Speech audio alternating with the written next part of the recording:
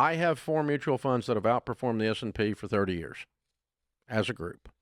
Not hard to do. It's really not that tough to do. That is a very specific claim, and Dave Ramsey doesn't actually disclose what those 4 funds are, but the Ramsey Solutions own retirement plan gave us the strongest evidence so far where we can reconstruct and backtest that portfolio over 30 years. I'm aware of your recommendation to invest your money evenly in 4 funds: small cap, mid cap, large cap, and international. I also hear you guys regularly reference the average annual return of the S&P over the last 30 to 50 years. Can you provide some insight into how his investment protocol has performed compared to the S&P? If mimicking S&P performance is the key metric, why wouldn't he recommend just parking your money in an S&P index fund? It's a great question. So if you didn't catch that, Dave recommends 4 mutual fund types. He recommends that you own growth, growth and income, aggressive growth, and then international. So 100% in equities or stocks. There's no bonds or T-bills in the Dave Ramsey portfolio.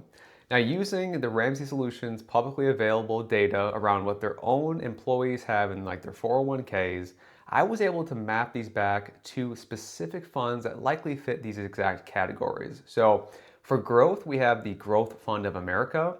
Growth and income, we have Washington Mutual Investors.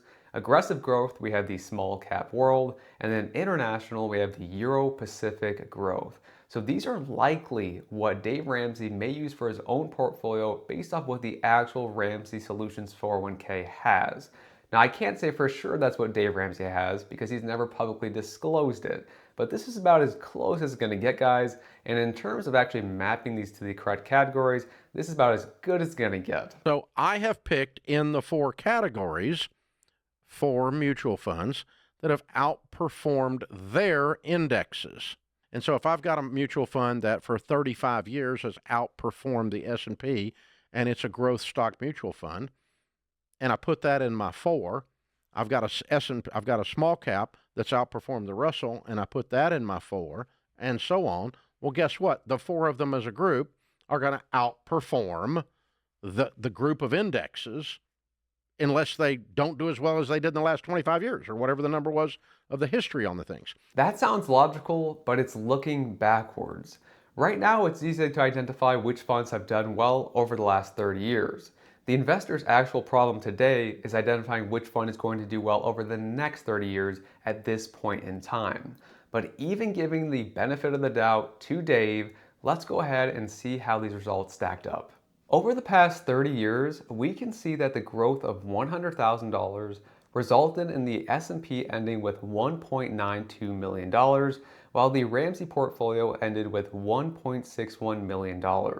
That is a shortfall of $315,000. And I want to be clear that I did not cherry pick the starting date of this portfolio.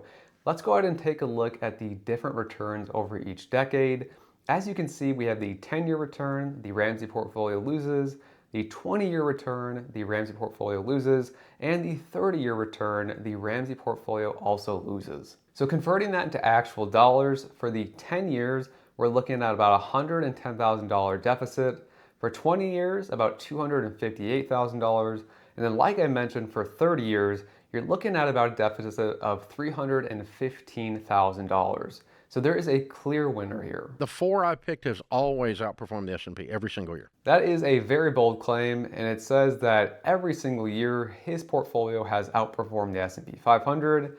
In our reconstruction, we can actually look year by year, how did this reconstruction do versus the S&P 500? And it actually won 15 of 30 years, so exactly a coin flip. So instead of winning every single year, what we likely believe to be a Ramsey portfolio is only winning exactly half of the time.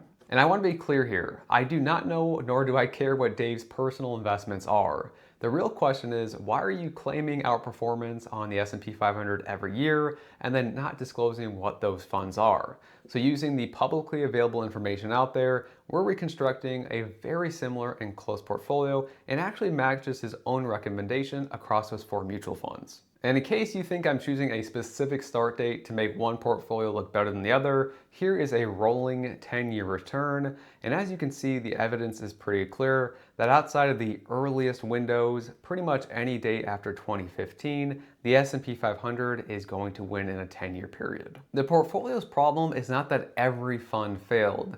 In fact, the Growth Fund of America actually beat the S&P 500 over the last 30 years.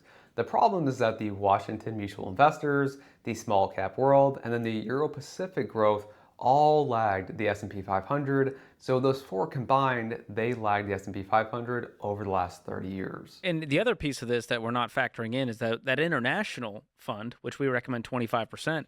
If you look at the S&P 500 and it's down in a given year, the international fund usually is up. Yeah, it pretty much runs the inverse. So a lot of people think that, and it's a general misconception, but the US stocks and international stocks do not run opposite of each other. Most of the time, the correlation is high enough where they're running together over a longer period of time. So this chart is interesting because it's going to show us the estimated monthly drawdowns. So how deep and how long it takes for these portfolios to recover during those more volatile times.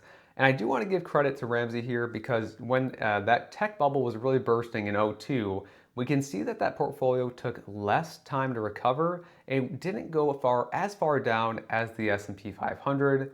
However, in 2008, the S&P 500 actually was a little bit better at not going as deep down, and the recovery was very similar.